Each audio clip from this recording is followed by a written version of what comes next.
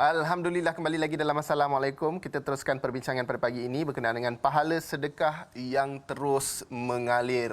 Apa perkongsian kita pada pagi ini bersama dengan kita di talian Skype Al-Fadhil Ustaz Datuk Badli Shah Alauddin. Assalamualaikum Ustaz Datuk. Waalaikumsalam warahmatullahi wabarakatuh. Alhamdulillah, nampak ceria-ceria pagi ni. Alhamdulillah. Alhamdulillah. Baik, Ustaz Datuk. Memandangkan kita dah pun berada hampir-hampir di pertengahan Ramadan, apa amalan ataupun perkara yang kita boleh lakukan untuk kita lipat gandakan ataupun kita tingkatkan momentum kita? Yalah, orang kata bila dah naik tu kadang-kadang dia dah jadi lemah sikit, Ustaz. Sila Ustaz Datuk. Assalamualaikum warahmatullahi wabarakatuh. Waalaikumsalam. Alhamdulillah, kita bersyukur kehadrat ilahi, kita dipanjangkan usia, dapat lagi meneruskan ibadah di bulan Ramadan ini. Ya. Namun benar seperti apa yang disebutkan tadi, kadang-kadang manusia ini ada masa dia ups and down iman dan juga ibadatnya itu. Ya. Jadi kalau kita nak konsisten memang susah. Dalam agama disebut istiqamah ni benda yang paling payah.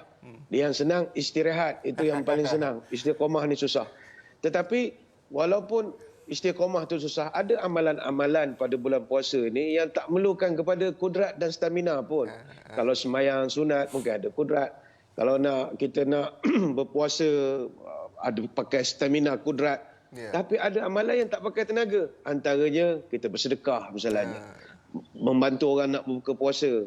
Ada orang memerlukan bantuan, kita bantu. Jadi ibadat itu ada macam aneka ragam. Tinggal saja kita mencari mana yang kebijakan memilih. Sebab itu Nabi pernah sebut tasaddaqu walau bitamratin fa innaha tasuddu minal ja'i' wa tudfi'ul khati'ah kama yudfi'ul ma'un nara.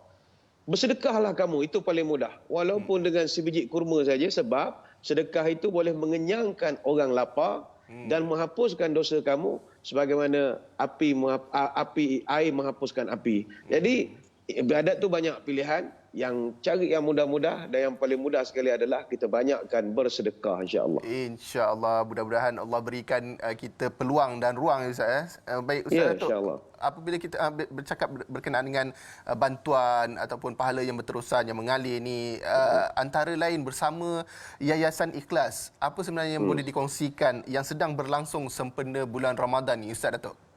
Baik, terima kasih. Saya nak ambil kesempatan nak berkongsi tentang inisiatif yang sedang dilakukan oleh pihak Yayasan Ikhlas. Ini begitu baik sekali.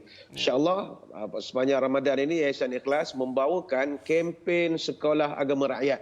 Iaitu kita nak menyediakan sekolah agama rakyat untuk anak-anak Muslim di pedalaman Sabah.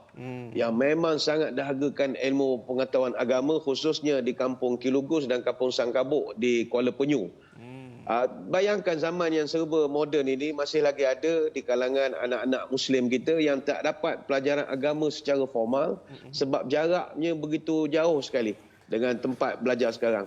Jadi kita mensasarkan akan membina sekolah agama rakyat ini dan boleh menampung pelajar seramai 420 orang.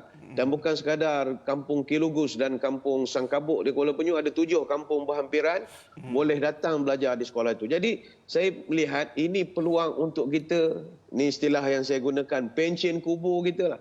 Sebab anak-anak ni kalau pandai mengaji nanti, pandai baca Quran, pandai agama, pandai hukum hakam, setiap ilmu yang mereka dapat adalah hasil daripada sumbangan kita semua. Sudah pastilah ilmu bermanfaat ini ada ganjarannya di hari kemudian. InsyaAllah, dan saya yakin sudah tentunya Yayasan Ikhlas sudah pun mempunyai pengalaman yang luas untuk membina pusat-pusat pembelajaran. Dan sebenarnya apa antara pengalaman yang boleh dikongsikan dan apa sebenarnya membuatkan Yayasan Ikhlas terpanggil untuk membina sekolah ini, Ustaz? Dia awalnya pihak Yayasan Ikhlas ini dalam misi menghantar bantuan ke Sabah. Seperti yang semua pihak maklum bahawa pihak Yayasan Ikhlas ini sedang mendanai 2 buah pusat pembelajaran di Semporna Sabah. Jadi sambutannya begitu baik. Jadi dalam usaha kita nak menghantar bantuan ini, kita disapa oleh ketua kampung di Kuala Penyu ini. Dia menceritakan kesusahan anak-anak kampung dia yang terpaksa berjalan kaki sejauh 11 km untuk belajar agama. Jadi rupa-rupanya itulah satu-satunya sekolah agama yang ada di daerah itu dan tak dapat nak menampung pelajar yang ramai. Jadi kita rasa terpanggil, selama 50 tahun mereka menanti untuk dibinakan sebuah sekolah yang baik untuk mereka. Jadi inilah Yayasan Ikhlas tampil dan menjadi satu-satunya NGO yang nak merealisasikan impian mempunyai sekolah agama. dan kita mendapat kerjasama yang begitu baik daripada Majlis Dakwah Negara ataupun MDN Negeri Sabah dan juga mendapat bantuan kepakaran dari Kor Angkatan Jurutera Diraja ataupun KAJD Malaysia. Jadi kalau kita dapat menambahkan lagi sumbangan, mana kita dah ada sumbangan daripada banyak pihak, tetapi sekarang kita nak buka peluang pada seluruh muslimin muslimat, sama-sama cari pahala pencen kubur. Benda itu memberi keselesaan pada anak-anak belajar dan tak akan rugi kita bersedekah untuk orang yang belajar. Sebab satu hari nanti kalau dia jadi orang alim, dia jadi ulama, dia jadi qari Quran, dia jadi imam, setiap amalan dia itu semua sampai balik pada kita, multiplier effects. Sebab kita menyediakan tempat dia belajar. Jadi rugi kalau kita tak ambil peluang ni. Kena banyak menyumbang. Baik, antara pengalaman lain Ustaz Datuk yang boleh dikongsikan bersama dengan Yayasan Ikhlas, sudah semestinya banyak pusat-pusat pembelajaran lain di luar sana yang telah dibantu dan juga antara keperluan yang mereka mahukan, Ustaz Datuk. Baik, setakat ni pihak Yayasan Ikhlas ini hanyalah sebahagian daripada program-program yang pihak Yayasan Ikhlas jalankan. Ya. Sebelum daripada ini, Yayasan Ikhlas telah pun membuat banyak atau menghantar bantuan untuk mendanai pusat-pusat pengajian. Ya. Kalau khusus di Sabah saja, kita ada 2 buah pusat pembelajaran di Sempurna Sabah yang mendapat sambutan yang sangat menggalakkan, dan sekarang ni pusat pengajian itu menempatkan 476 orang para pelajar yang asalnya memang tak pandai membaca, tak pandai menulis dan mereka daripada keluarga miskin. Alhamdulillah kita dapat sediakan dan itu telah berjalan dengan baik. Jadi bagi keluarga yang tinggal di pedalaman ini, daripada ke sekolah mereka rasa baik pergi kerja, cari rezeki, cari duit. Sebab mereka fikir nak bayar yuran sekolah, nak pengangkutan bagai-bagai. Jadi dengan kita sediakan pendidikan secara percuma dengan syarat anak-anak ini nak belajar bersungguh-sungguh. Jadi kita nak mencipta kejayaan sama di Kuala Penyu nanti, insya-Allah. Insya-Allah. Caranya bagaimana selain daripada apa yang kita lihat di kaca TV sekarang ni, Ustaz Datuk boleh kongsikan? Baik, selain daripada apa yang tertera di kaca TV, bagi yang ada telefon boleh snap saja gambar yang tertera sekarang ataupun lebih mudah layari saja laman sesawang kami www.sekolahagama.com.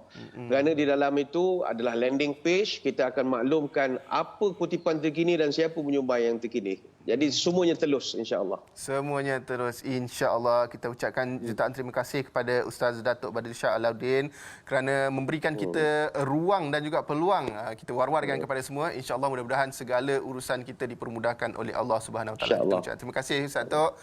Assalamualaikum. Dan kita teruskan bersama dengan Assalamualaikum selepas ini. Kita akan berhenti berehat dulu seketika.